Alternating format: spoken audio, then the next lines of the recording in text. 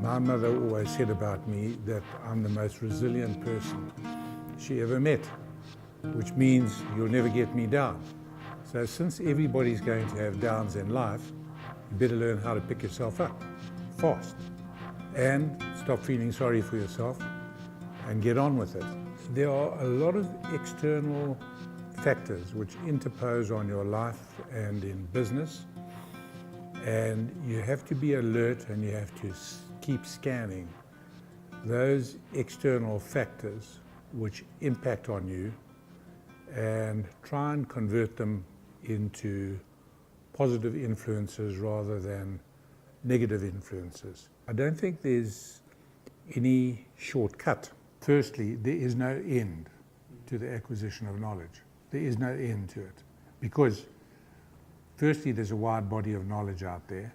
Secondly, that knowledge is expanding all the time. So I think it's a very big plus if one of your traits is to constantly try and acquire knowledge.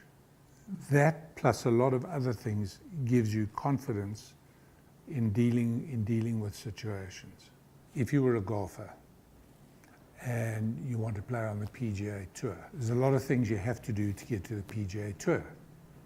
You've got to develop a very, very wide range of skills. You've got to make sure there's no weaknesses in the game.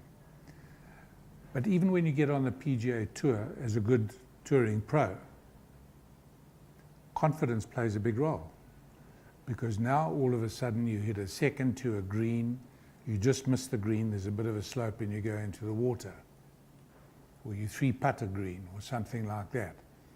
And it's very easy for the confidence to start taking a bit of a dip. And in business, it's the same as well. Now, again, there's an antidote to confidence, and the antidote to confidence is knowledge. So if something happens that not necessarily dents your confidence, but forces you to re-examine a situation, the first thing you've got to do is you've got to examine your capabilities. Maybe there's a flaw in your makeup. To me, one of the critical aspects of succeeding in life is to make sure when any situation occurs that there's a finger pointing at yourself, so that you are able to examine yourself in detail to see the extent to which you have contributed to the issue and rectify that. I come from a very poor family. It's just an interesting background. My parents, through no fault of their own, never had any money at any point. So I went to boarding school at the age of 6, and in the rural areas. And then I decided to go to university. My parents did not know what a university was. So I had to borrow money from the government to go to university. And I didn't have a car, so I had to hitchhike down to Cape Town. I'd never been to Cape Town before, and I was in Smuts Hall. And I got there the day before Smuts Hall opened, and I slept on the bench at Rhodes Memorial Park the night before. So my mother always taught me, and this helped me enormously. She said to me, don't complain, just get on with it. And I think that's the best advice for kids. What I've really focused on is how you can make yourself better as a person, and to see yourself as a resource and to invest in yourself.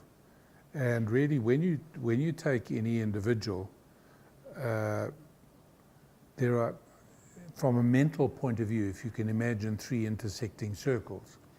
The one circle is you as an individual, the other one is the business that you're eventually going to get into, and the third one is your family.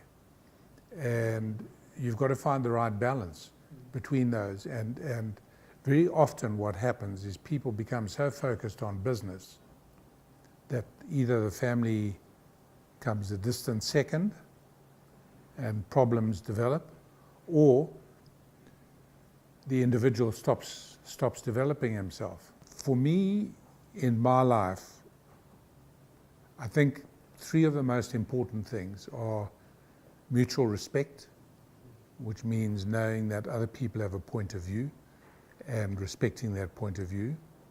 Mutual trust, which means that you can have, you don't need to look behind your back, and completely open and transparent communications.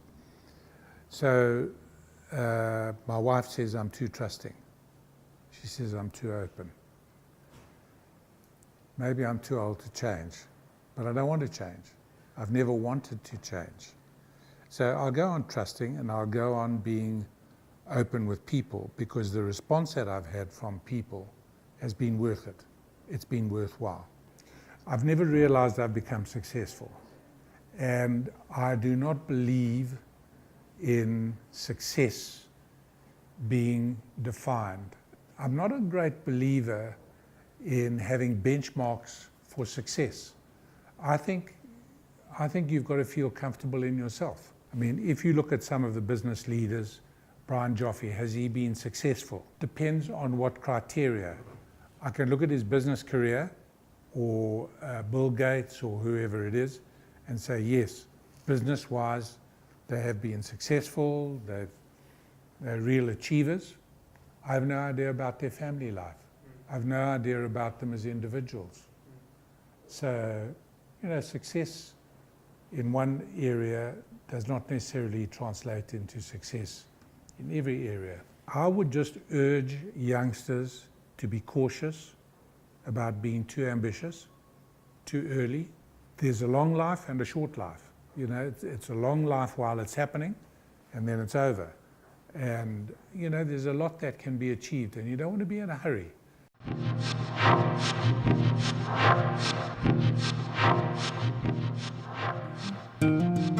I would guess that probably the most intelligent person in the world probably uses less than 2% of their brain.